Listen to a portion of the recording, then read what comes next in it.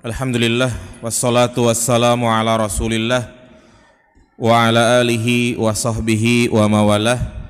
Asyhadu an la ilaha illallah wahdahu la syarikalah wa asyhadu anna Muhammadan abduhu wa rasuluhu la nabiyya ba'dah. Allahumma salli ala Muhammad wa ala ali Muhammad.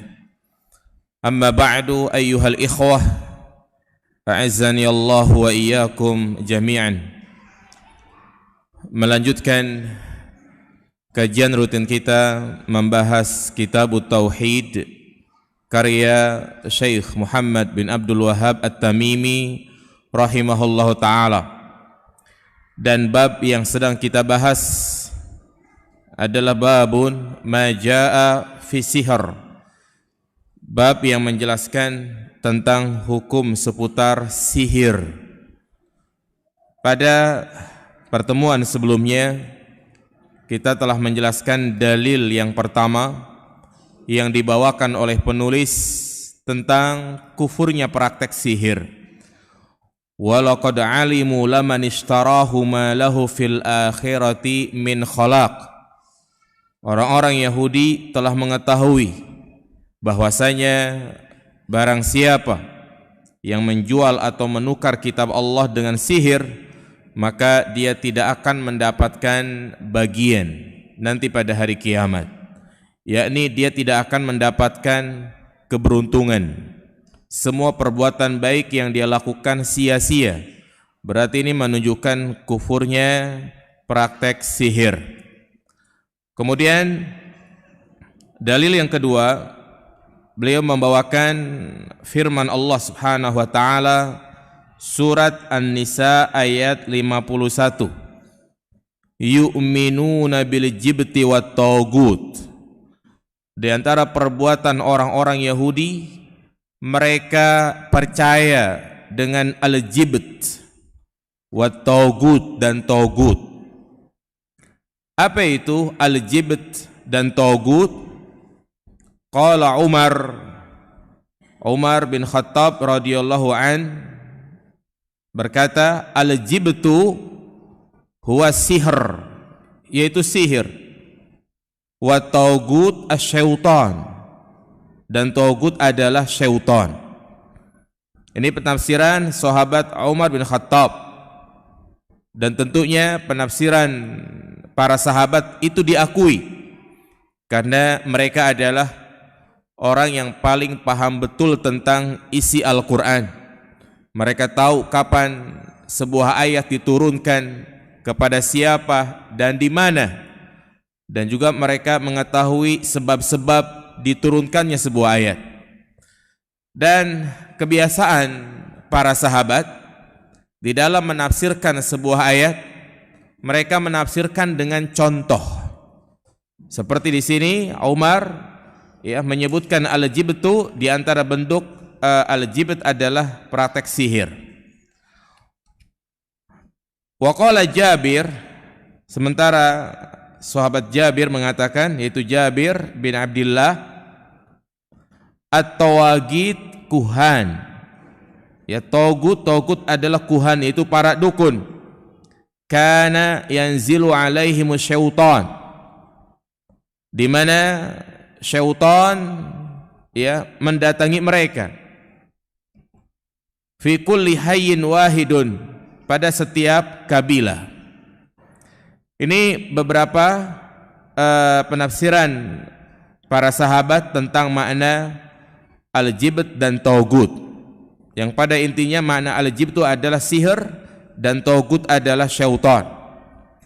Dua penafsiran ini sesuai dengan praktek sihir itu sendiri, karena sebagaimana yang telah kita sampaikan bahwa sebab syiriknya dan kufurnya praktek sihir, karena biasanya sihir itu tidak akan ampuh kecuali meminta bantuan kepada jin dan syaitan. Kita sebutkan pada pertemuan yang lalu 3 alasan tentang kufurnya praktek sihir.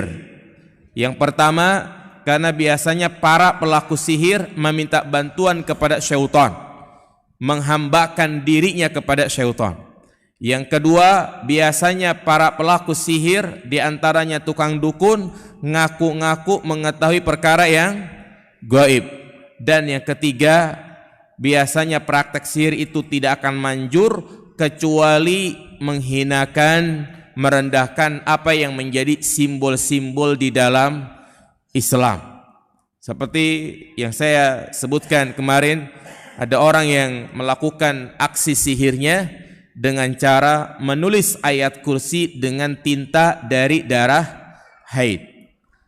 Nah, dan surat An-Nisa ayat 51 ini ya sebenarnya menjelaskan tentang perbuatan orang-orang Yahudi, yang mana Allah Subhanahu wa taala berfirman, alam tara ilal ladzina utu nasiban minal kitab. Ini ayat ini sudah kita bahas ya pada bab sebelumnya. Tidakkah engkau melihat, tidakkah engkau memperhatikan orang-orang yang diberikan sebagian Alkitab, yaitu orang-orang Yahudi yang diberikan kepada mereka kitab apa? Taurat. Yu'minuna bil jibti wa taghut. Mereka malah beriman kepada jibt, yaitu percaya dengan praktek perdukunan, sihir dan yang lainnya. Wa yaquluna lil ladzina kafaru haulai ahda minal ladzina amanu sabila. Dan mereka pun mengatakan ya kepada orang-orang kafir, yang saat itu tokoh Yahudi mendatangi tokoh-tokoh kafir Quraisy. Mereka mengatakan bahwasanya kalian, wahai orang Quraisy, itu lebih lurus jalannya ya daripada orang-orang yang beriman. Kemudian Allah katakan di akhir ayat, ulaikal ladzina la'anahumullah. Mereka itu adalah orang-orang yang mendapatkan laknat Allah Subhanahu wa taala. Nah, ini menunjukkan ya kufurnya perbuatan sihir, di mana Allah Subhanahu wa taala melaknat orang-orang Yahudi karena mereka melakukan apa? Praktek sihir. Ya, ini kesesuaian ayat dengan bab yang sedang kita bahas. Jadi sekali lagi, kenapa praktek sihir itu merupakan bentuk kekufuran? Karena Allah Subhanahu wa taala memberikan ancaman di dalam ayat ini, yaitu berupa apa? Laknat. Ya, sementara laknat menunjukkan itu adalah dosa besar. Baik, berikutnya kita masuk ke dalil yang ketiga. Iya, dalil yang ketiga ini adalah dalil yang masyhur, di mana penulis membawakan sebuah hadis yang sahih, dikeluarkan oleh Imam Bukhari dan Imam Muslim, yaitu tentang 7 perkara dosa besar yang membinasakan. An Abi Hurairah radhiyallahu anhu, dari sahabat Abu Hurairah, semoga Allah meridhoinya. Abu Hurairah ini kunyah. Siapa nama aslinya? Abdurrahman bin Sakhr. Dia termasuk sahabat yang paling banyak meriwayatkan hadis. Sekitar 5.000 hadis beliau riwayatkan. Maka orang-orang yang membenci Abu Hurairah sama saja dia menghilangkan ya sepertiga dari agama Islam ini. Anna Rasulullah sallallahu alaihi wasallam qala, bahwasanya Rasulullah bersabda, ijtanibu as-sab'al mubiqat, jauhilah 7 dosa yang membinasakan. Qalu ya Rasulullah wa ma hunna, wahai Rasulullah, apa saja dosa-dosa yang membinasakan tersebut? Qala, Rasulullah menjawab, al-asyirku billah,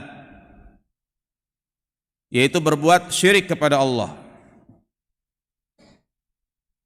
Wasihr, yang kedua sihir. Wa qatlun nafsil lati haramallahu illa bil haqq, yang ketiga membunuh jiwa yang Allah haramkan kecuali dengan alasan yang dibenarkan. Wa aklur riba, yang keempat memakan harta riba. Wa aklu malil yatim, yang kelima memakan harta anak yatim. Wa tawalli yaumaz zahfi, dan lari dari medan perang. Wa qadful muhsanatil mu'minatil ghafilat, dan qadhf, yaitu menuduh wanita mukminah yang baik-baik dengan tuduhan yang keji, yaitu tuduhan zina. Hadis dikeluarkan oleh Imam Bukhari dan Imam Muslim. Hadis ini menjelaskan kepada kita tentang 7 perkara yang membinasakan, yang semua itu adalah dosa-dosa besar. Banyak faedah-faedah ilmu yang bisa kita petik dari hadis ini. Yang pertama, ungkapan Nabi SAW, ijtanibu as-sab'al mubiqat, jauhilah 7 perkara yang membinasakan. Nabi tidak mengatakan utruku as-sab'al mubiqat, tinggalkanlah 7 perkara yang membinasakan. Tapi beliau memberikan ungkapan dengan jauhilah. Maka kalimat ijtanibu ablagh minat tark, bahwa ya perintah untuk menjauhi itu lebih mendalam maknanya, lebih mengena daripada perintah untuk meninggalkan. Jadi larangan ini bukan hanya perintah untuk menjauhi, tapi juga mengandung makna larangan untuk mendekati. Karena setiap dosa besar, Allah tidak hanya melarang untuk melakukan dosa tersebut, tetapi juga Allah melarang untuk mendekatinya. Kita harus meninggalkan wasilah-wasilah yang menjurus kepadanya.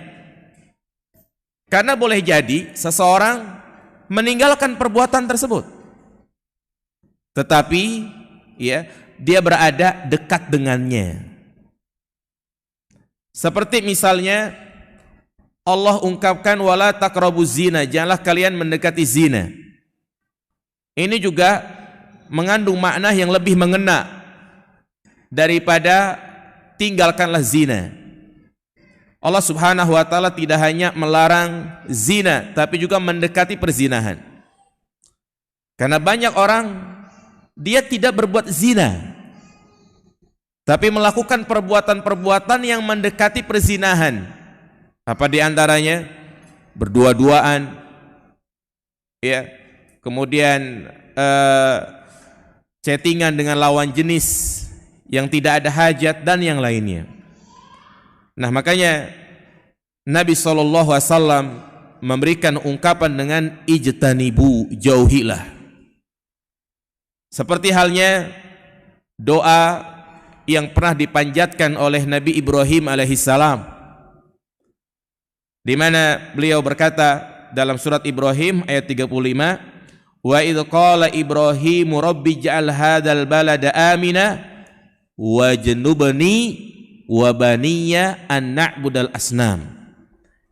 Ya Allah, jauhilah aku dan anak keturunanku dari menyembah berhala. Iya. Jadi perintah untuk menjauhi itu lebih tegas daripada perintah untuk meninggalkan.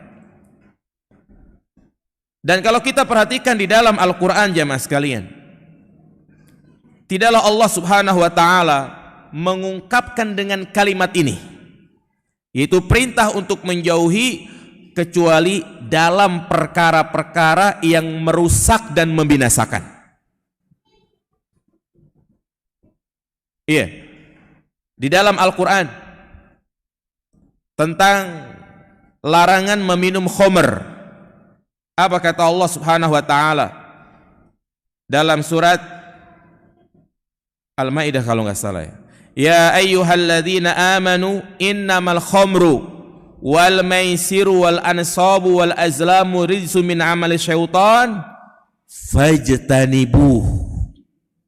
Wahai orang-orang yang beriman, bahwasanya khamr, maisir, perjudian, menyembah berhala, mengundi nasib dengan anak panah, itu adalah perbuatan yang najis, termasuk perbuatannya syaitan. Fajtanibuh, maka jauhilah. Menunjukkan bahwasanya perbuatan-perbuatan yang Allah larang di sini adalah perbuatan yang merusak dan membinasakan. Maka menunjukkan kepada kita bahwa 7 perkara yang tadi kita sebutkan itu semua adalah dosa besar. Karena Nabi SAW memberikan ancaman dengan kebinasaan, mubiqat, menghancurkan.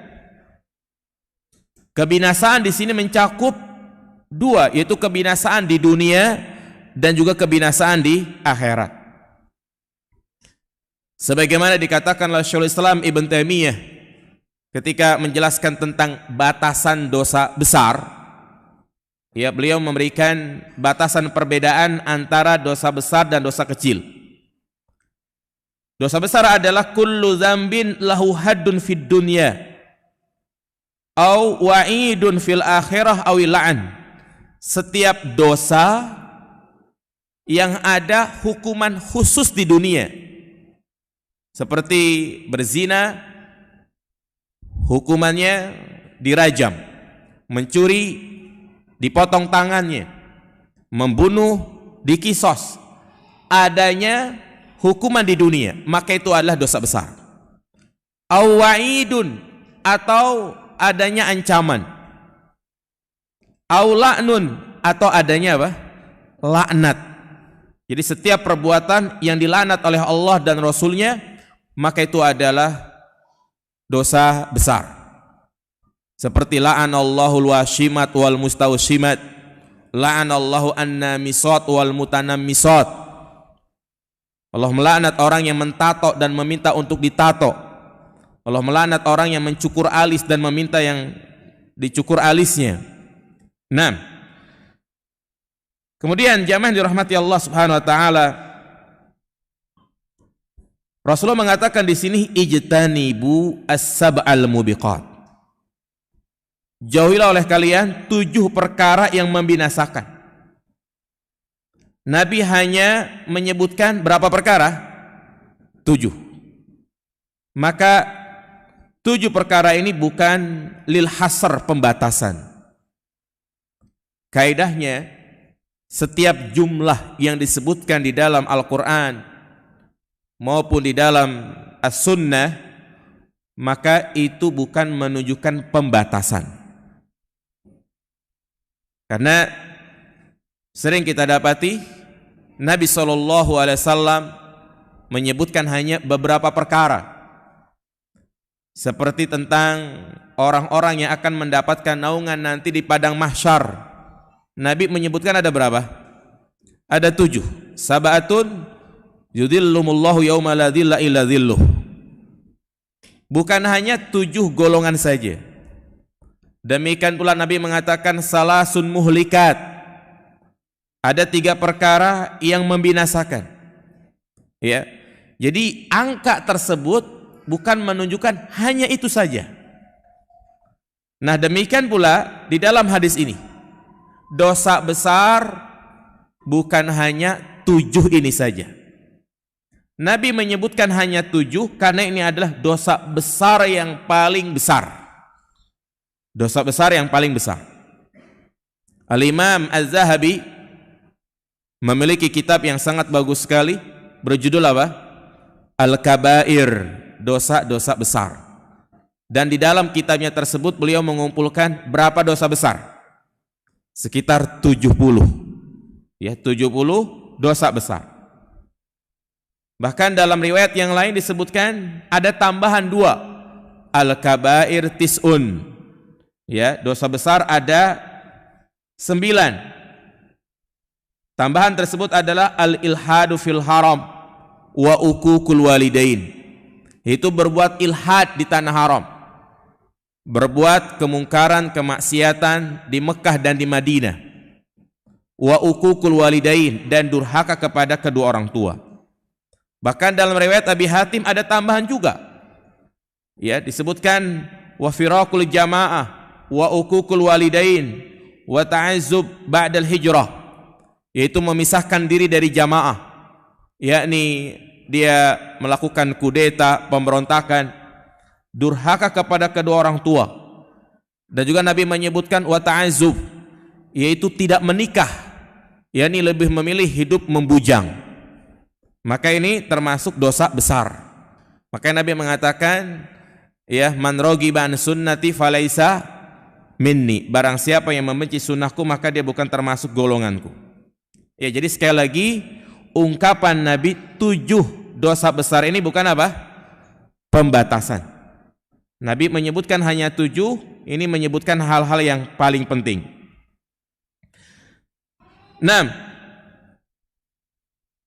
Kemudian setelah Nabi menyampaikan secara umum, maka timbul penasaran di hati para sahabat. Maka sahabat mengatakan, ya Rasulullah, wa ma hunna.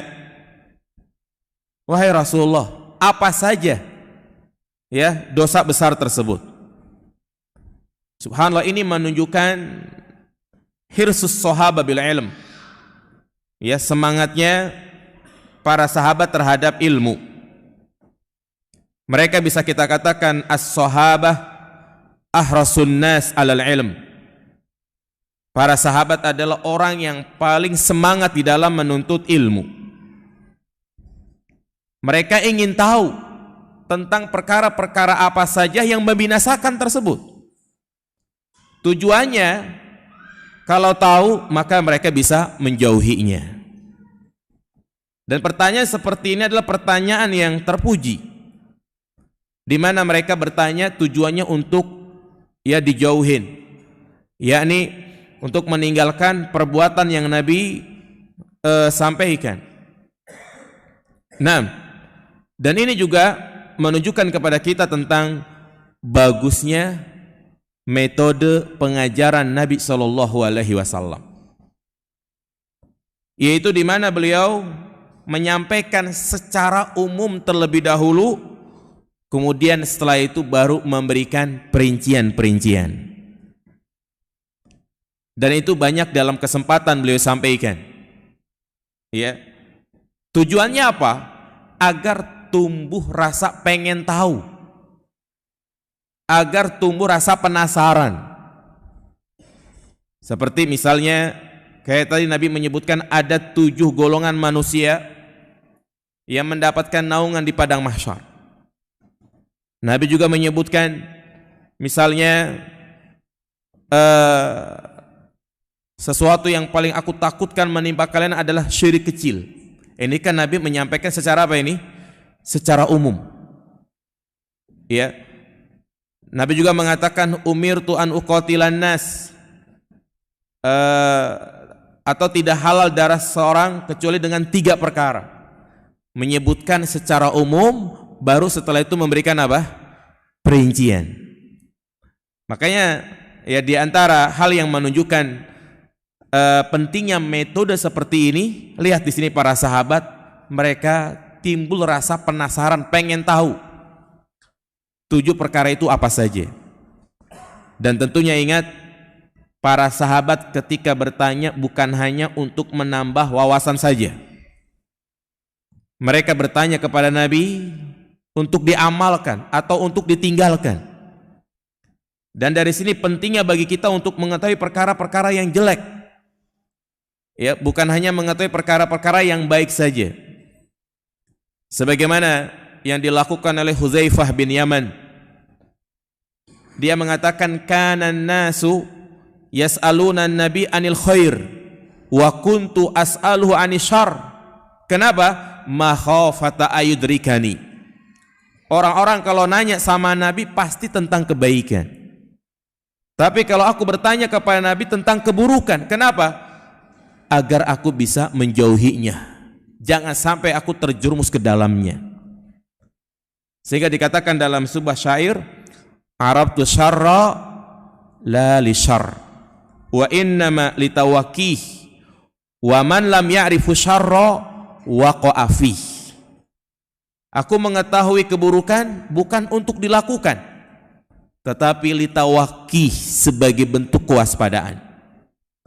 Karena siapa saja yang mengetahui kebaikan tapi dia tidak mengetahui keburukan, bisa jadi dia terjerumus ke dalam keburukan tersebut, dia tidak ketahui. Namun tidak selamanya Nabi SAW memberikan perincian dari apa yang beliau ungkapkan. Ada beberapa keadaan di mana Nabi SAW tidak menyebutkan perinciannya. Ya, jadi memang syariat sengaja untuk menyembunyikannya. Tujuannya, ya, agar kaum muslimin berusaha untuk mencarinya dan mempelajarinya. Apa contohnya? Nabi SAW mengatakan, Inna lillahi tis'atan wa tis'ina isman man ahsaha dakhalal jannah. Sesungguhnya Allah Subhanahu wa taala memiliki berapa nama? 99 nama. Man ahsaha, barang siapa yang menghafalnya, meyakininya, mempelajarinya, maka dia akan masuk ke dalam surga. Nabi hanya mengungkapkan dengan ungkapan seperti itu. Pasti akan tumbuh penasaran dalam diri kita, ya kan? Apa saja 99 nama tersebut? Tapi Nabi tidak menjelaskan. Tujuannya apa? Agar kaum muslimin berusaha untuk mempelajari Al-Quran. Ya, sehingga mereka bisa menyimpulkan apa saja, ya, yang termasuk nama-nama dan sifat-sifat Allah Subhanahu wa taala. Demikian pula tentang doa yang sangat mustajabah di hari Jumat. Nabi hanya menyampaikan, sesungguhnya pada hari Jumat ada satu waktu yang apabila kalian meminta kepada Allah, berdoa, pasti diijabah. Pertanyaannya, apakah Nabi menyebutkan waktunya? Tidak. Maka ini menunjukkan agar kita berusaha untuk mencarinya. Demikian pula tentang Lailatul Qadar. Nabi hanya mengatakan taharu Lailatul Qadri fil ashril awakhir min Ramadan. Carilah malam Lailatul Qadar di 10 hari terakhir di bulan suci Ramadan. Nabi tidak menyebutkan tanggal berapa, malam keberapa. Ini tujuannya agar kaum muslimin berlomba-lomba untuk melakukan kebaikan. Iya. Kemudian yang pertama di antara dosa besar yang membinasakan yang beliau sampaikan adalah asyirku billah. Berbuat syirik kepada Allah Subhanahu wa taala. Syirik dengan makna yang sesuai dengan syariat, yaitu antaj'ala lillahi niddan. Engkau menjadikan tandingan bagi Allah Subhanahu wa taala. Bukan ada orang yang gak suka sama kita, kita bilang, lu syirik sama gua. Itu namanya apa? Iri. Syirik adalah menjadikan tandingan bagi Allah. Baik dalam hal rububiyah Allah, uluhiyah maupun asma wa sifat. Syirik dalam hal rububiyah, misalnya seorang meyakini adanya pencipta selain Allah, adanya pemberi rizki selain Allah. Syirik uluhiyah seperti yang sedang kita bahas, yaitu di mana para pelaku sihir berlindung memohon pertolongan kepada jin. Berarti mereka berdoa beribadah kepada selain Allah. Syirik dalam hal tauhid asma wa sifat, yaitu mereka yang menyamakan sifat-sifat Allah dengan sifat makhluknya. Itulah macam-macam syirik. Ya, intinya syirik itu adalah menduakan Allah. Allah paling tidak senang diduakan. Ya, Allah paling tidak senang diduakan. Kalau istri boleh enggak? Boleh. Ya. Kalau Allah tidak. Ya. Makanya dari sini jamaah sekalian, orang yang melakukan kesyirikan bukan semata-mata orang yang menyembah berhala, menyembah patung, menyembah matahari. Kadang masyarakat kita menganggap syirik itu ya mereka itu tuh yang menyembah matahari, menyembah patung. Padahal syirik bukan hanya praktek seperti itu. Syirik itu adalah di mana seseorang dia berdoa kepada Allah, dia sholat, dia puasa, tapi di lain kesempatan dia menyekutukan Allah Subhanahu wa Ta'ala. Iya, baik dia masih nyimpen wafak, raja, jimat, masih mempelajari ilmu-ilmu kanuragan, ya, dia masih mempelajari ilmu itu semuanya. Inilah dikatakan hakikat apa?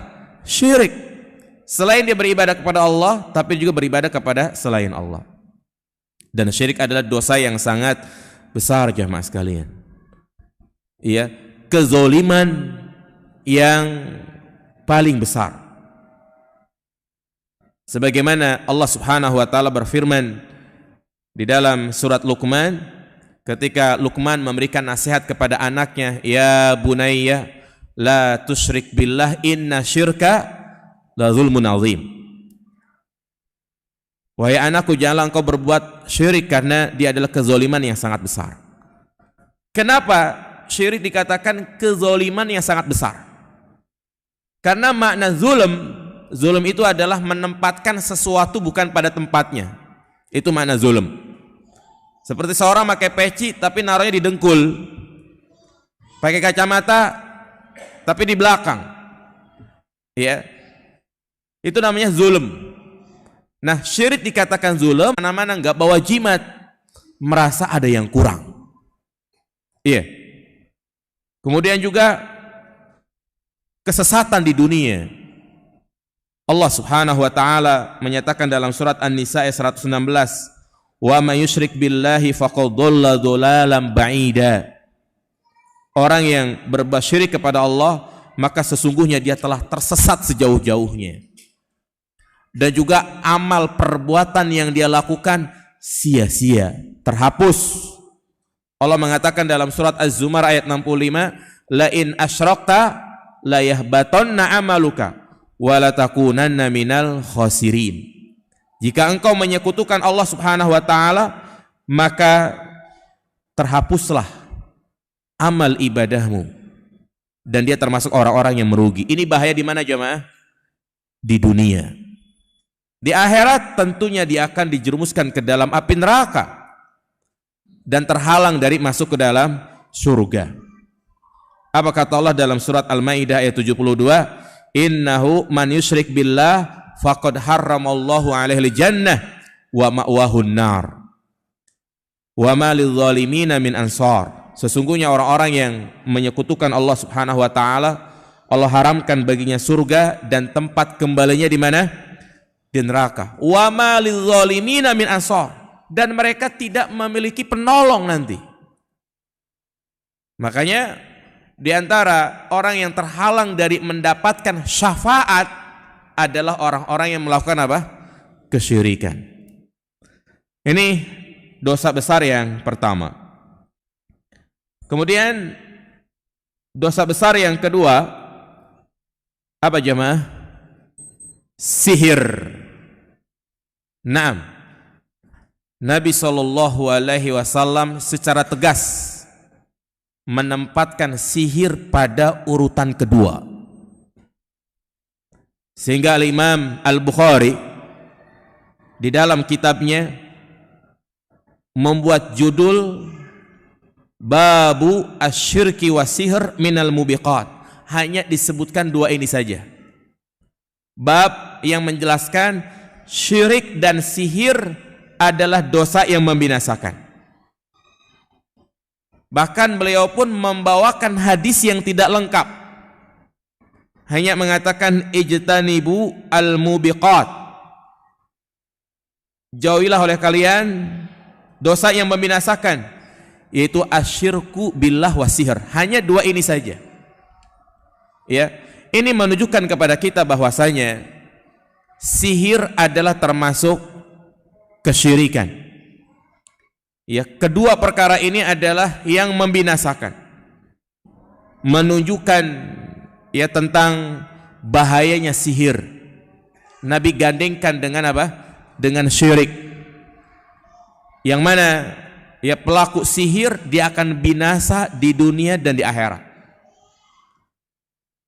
Dan juga yang binasa itu bukan hanya pelakunya saja, semuanya yang punya kaitan dengan sihir semuanya binasa. Orang yang mempelajarinya, orang yang mengajarkannya, ya orang yang mempraktekannya, semuanya binasa di dunia dan di akhirat. Di dunia nanti kita akan bahas di dalil berikutnya, yaitu hukumannya diapain? Dibunuh. Belum lagi di akhirat, bukan hanya dia menjadi pelaku syirik, tetapi biasanya praktek sihir itu ditujukan untuk menyakiti, membunuh saudaranya, sehingga dia binasa di akhirat dengan dosa yang sangat double. Dosa syirik, dosa membunuh, dosa menyakiti dan yang lainnya. Nah, makanya ini disebut namanya zikrul khas ba'dal am, menyebutkan yang khusus setelah yang umum. Ya, jadi kan praktek syirik itu kan banyak ya, meminta perlindungan kepada selain Allah, memakai jimat dan yang lainnya. Tetapi Nabi hanya menyebutkan apa? Sihir, menunjukkan kepada kita bahwasanya sihir itu adalah perkara yang sangat berbahaya. Sama seperti halnya ketika Nabi mengatakan ittaqud dunya wattaqun nisa. Takutlah kalian terhadap fitnah dunia dan fitnah wanita. Pertanyaannya, ya, fitnah dunia apakah hanya fitnah wanita saja? Tidak, banyak. Ada fitnah harta, fitnah jabatan, fitnah popularitas. Tetapi Nabi menyebutkan, setelah menyebutkan ittaqud dunya secara umum, kemudian menyebutkan secara khusus, menjelaskan bahwasanya perempuan adalah fitnah yang sangat besar bagi kaum laki-laki. Sampai-sampai dikatakan oleh Ibnu Mas'ud, an-nisa habailu syaitan. Wanita adalah pancing-pancingnya syaitan. Demikian pula banyak Allah ungkapkan di dalam Al-Quran. Ketika ingin menjelaskan pentingnya sesuatu, itu digandingkan dengan sesuatu yang umum. Dalam surat Al-Asr misalnya, wal asri innal insana lafi khusrin illal ladzina amanu wa amilus solihat. Demi masa sesungguhnya manusia berada dalam kerugian kecuali mereka yang beriman dan beramal soleh. Padahal bentuk iman kan bukan hanya amal soleh saja, banyak. Tetapi Allah sebutkan amal soleh menunjukkan bahwasanya amal soleh bagian dari iman, dan merupakan iman yang paling tinggi adalah melakukan amal soleh. Nah, azan dulu.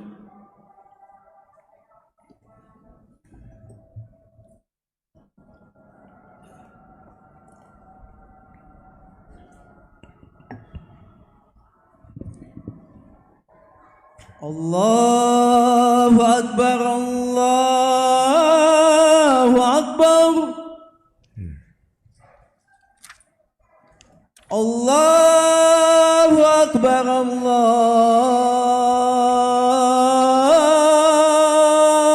Akbar. Ashhadu an la ilaha illallah.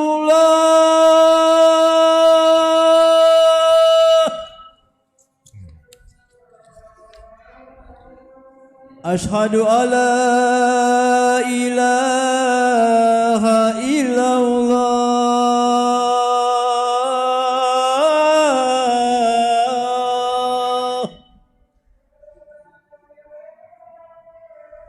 Ashhadu anna Muhammad Muhammad Rasulullah.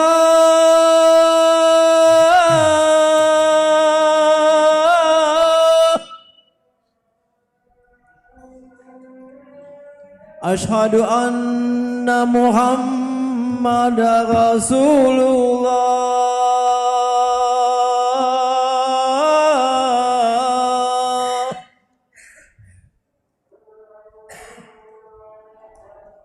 Hayya 'ala shalah.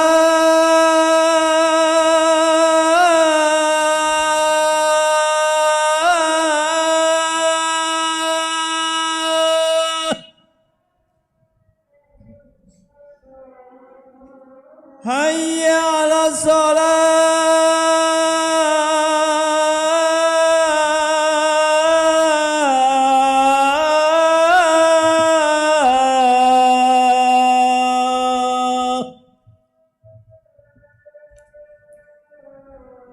Hayya 'alal falah.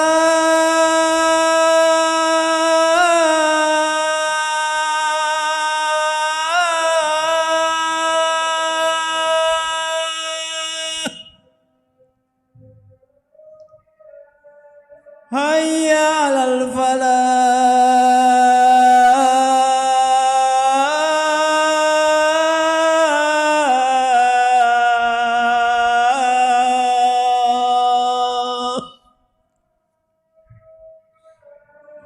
Allahu Akbar, Allahu Akbar. La ilaha illallah.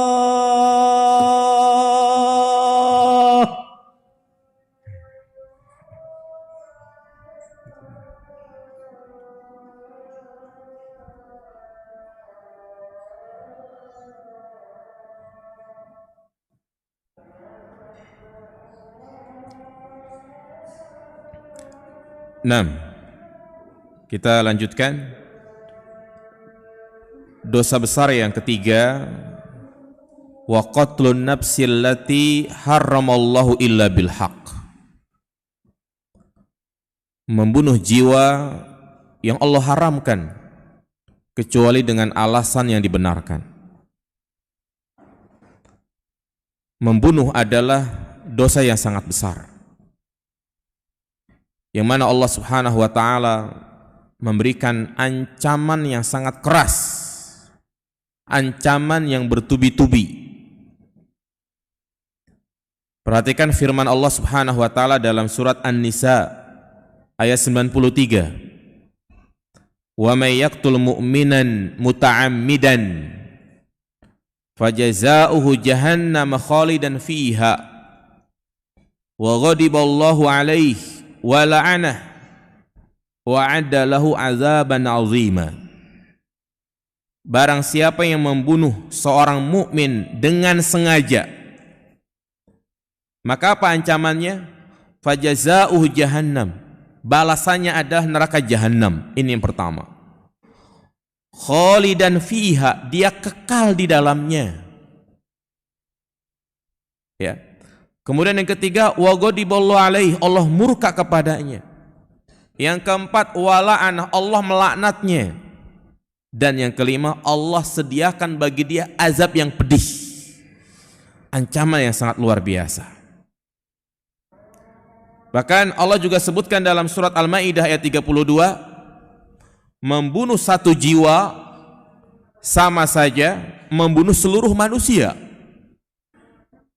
Annahu man qatala nafsan bighairi nafsin aw fasadin fil ard faka'annama qatalan nasa jami'an wa man ahyaha faka'annama ahyan nasa jami'a.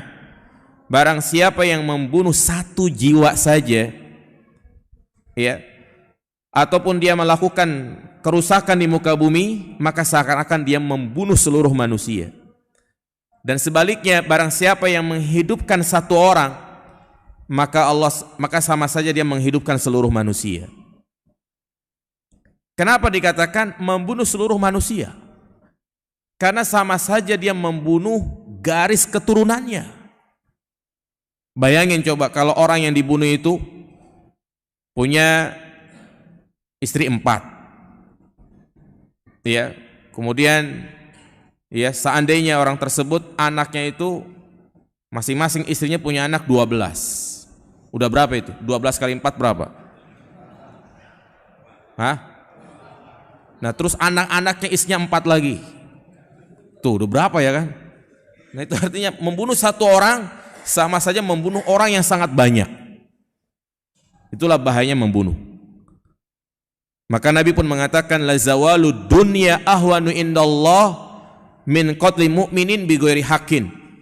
Hilangnya dunia, hancurnya dunia itu masih lebih ringan di sisi Allah daripada terbunuhnya seorang mukmin tanpa ada alasan yang dibenarkan. Kenapa? Karena Allah ciptakan dunia ini adalah untuk manusia. Lebih baik dunia ini hancur daripada ada orang yang beriman yang terbunuh. Maka dari sini Islam melarang melakukan tindakan-tindakan yang itu bisa menghilangkan nyawa seseorang. Islam tidak hanya melarang membunuh, tapi semua perbuatan yang mengarah kepada hilangnya nyawa itu semuanya terlarang. Mengacungkan senjata saja itu termasuk dosa, jemaah. Orang bawa golok, dia angkat goloknya gitu kan, itu dosa. Ngeprank juga sama, nggak boleh. Kalau orang yang sakit jantung gimana coba? Kemudian demonstrasi, turun ke jalan, unjuk rasa, ya, ini semuanya tidak dibenarkan di dalam Islam. Karena dengan turun ke jalan pastinya akan ada yang memprovokasi sehingga aparat melemparkan senjatanya, ya, saling timpa, saling berkelahi, ya kan? Minimalnya ada yang terluka. 6, karena itu pembunuhan ya adalah perbuatan yang terlarang dan tidak dibenarkan dengan adanya bom bunuh diri dengan dalih jihad. Iya, hujah-hujah yang mereka sampaikan tentang bolehnya bom bunuh diri adalah hujah yang batil, hujah yang sangat lemah. Ya. Dan juga pelaku bom bunuh diri yang mereka bunuh bukan hanya ya orang kafir saja, tapi juga terkadang ada orang yang beriman, orang muslim yang meninggal di situ. Karena itu di sini Rasulullah mengatakan membunuh jiwa yang Allah haramkan. Dan jiwa yang Allah haramkan untuk dibunuh itu ada 4. Yang pertama muslim, yang kedua kafir zimmi, yaitu orang kafir yang tinggal di bawah pemerintahan kaum muslimin. Ya, seperti misalnya non muslim yang ada di masyarakat kita, yang kita hidup bertetangga, maka mereka adalah kafir zimmi, itu tidak boleh dibunuh. Harta mereka terjaga. Kemudian yang ketiga adalah kafir mu'ahad, orang kafir yang memiliki perjanjian damai, seperti kita dengan negara-negara kafir di luar, ya, maka namanya kafir mu'ahad. Kemudian juga ada kafir musta'min, yaitu orang kafir yang datang ke negara Islam untuk meminta perlindungan. 6.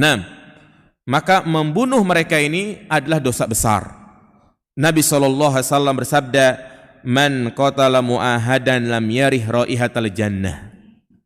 Barang siapa yang membunuh kafir mu'ahad, maka dia tidak akan mencium baunya surga. Wa inna rihaha tujadu min masirati arba'ina ama.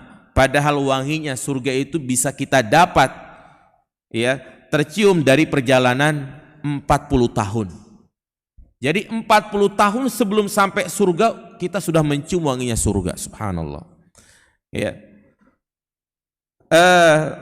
Namun tentunya Nabi mengatakan di sini illa bil haq. Boleh membunuh, boleh menghilangkan nyawa seseorang kecuali dengan alasan yang dibenarkan. Jiwa-jiwa yang seperti apa yang boleh untuk dihilangkan nyawanya? Di antaranya adalah kafir harbi. Naam, Allah banyak menyuruh kita untuk memerangi orang kafir. Kafir di sini adalah kafir harbi. Itu orang kafir yang menyerang kita, berada di medan perang, maka boleh kita untuk membunuhnya. Kemudian juga pelaku zina muhsan, Orang yang sudah menikah berzina, ya, maka dia dihukum rajam. Yang ketiga, orang yang membunuh jiwa, maka hukumnya diapain? Dikisos. Kemudian juga murtad. Nabi mengatakan man baddala dinahu faqtuluh. Barang siapa yang keluar dari agama Islam maka bunuhlah. Kemudian juga pelaku homoseksual, pelaku lesbian, maka hukumannya dibunuh. Sebagaimana Nabi mengatakan barang siapa yang mendapati orang yang melakukan tindakan kaumnya Nabi Lut maka faqtuluh. Sepakat para ulama hukumannya dibunuh. Hanya saja para ulama berbeda pendapat tentang cara membunuhnya. Bahkan sahabat Abu Bakar punya pendapat harus dibakar. Ya, sahabat Ibnu Abbas mengatakan dia dibawa ke tempat yang paling tinggi kemudian dijorogin. Setelah itu ditimpa pakai batu yang besar agar dia merasakan seperti yang dirasakan oleh kaumnya Nabi Lut. Itulah kejinya pelaku homoseksual. Yang anehnya sekarang mulai dilegalkan. Mereka memiliki lambang khusus yaitu lambang pelangi. Pelangi yang tadinya indah sekarang jadi jelek gara-gara mereka. Iya kan? Pelangi indah, tapi sekarang kalau ada di mobil ada lambang pelangi jadi suzon, ya kan? Nah, kemudian juga yang boleh dihilangkan nyawanya, laki-laki yang menikahi mahramnya. Setelah dia tahu tapi dia tetap seperti itu, maka hukumannya dalam Islam dibunuh. Tukang sihir, orang yang menggauli hewan, peminum khamr lebih dari 4 kali, pencuri lebih dari 4 kali, kemudian khalifah sempalan, ya, mata-mata untuk kepentingan orang kafir, mencaci Rasulullah, maka semua itu hukumnya diapain? Dibunuh. Tapi ingat, menegakkan hukum had seperti ini bukan dikembalikan kepada setiap individu, tetapi penegakan hukuman ini semua atas ketetapan pemerintah. Jadi jangan asal main hakim sendiri. Allah katakan di sini, wa may yaqtul mu'minan muta'ammida. Barang siapa yang membunuh orang mukmin dalam keadaan sengaja, yang harus dikisos, yang harus dibunuh adalah yang melakukan pembunuhan secara sengaja. Karena menghilangkan nyawa orang lain ada 3 macam. Yang pertama, amdan, sengaja. Sengaja itu dia punya niat untuk membunuh dan melakukan tindakan-tindakan yang bisa menghilangkan nyawa. Seperti misalnya ditembak, ditombak, dikasih racun sianida, ya, pokoknya sengaja untuk membunuh, makanya namanya amdan. Kemudian yang kedua, syibhul amdi, seperti sengaja, tidak ada niat untuk membunuh, hanya untuk menzolimi, tapi mati. Misalnya dia lagi berantem gitu kan, lawannya dipukul pakai pulpen, mati, maka disebut namanya apa? Syibhul amdi, seperti sengaja. Berantem, ada karet dilempar kena matanya, mati misalnya. Kemudian yang ketiga adalah al-khata', menghilangkan nyawa karena tidak sengaja. Lagi berburu di hutan, dia lepaskan senjata, ngejar kelinci misalnya, ternyata ada orang buang hajat, misalnya, kena, meninggal. Atau lagi bawa mobil, tiba-tiba ada yang nabrak, nyebrang sembarangan, kemudian ketabrak, maka namanya apa? Al-khata'. Dan ini pun memiliki perbedaan hukum fikih. Kalau sengaja maka dia dihukum kisos. Kalau keluarganya memaafkan maka dia wajib membayar diat, yaitu membayar 100 ekor unta. Kalau syibhul amdi tidak dikisos, tapi dia wajib bayar diat. Disebut namanya diat mughalladzah, diat yang berat, 100 ekor unta, 50 ekor diantaranya dalam keadaan hamil. Kemudian yang ketiga adalah al-khata', dia juga sama harus membayar diat. Ya, itulah 3 dosa besar yang kita sampaikan. Terakhir ada pertanyaan sebentar. Saya ingin bertanya, beberapa hari lalu saya merasakan sakit perut di bagian kanan dan terasa panas.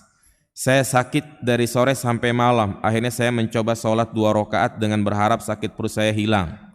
Dan saya niatkan serta berdoa jika sakit ini adalah sihir, saya minta dihilangkan dan dihancurkan sihirnya.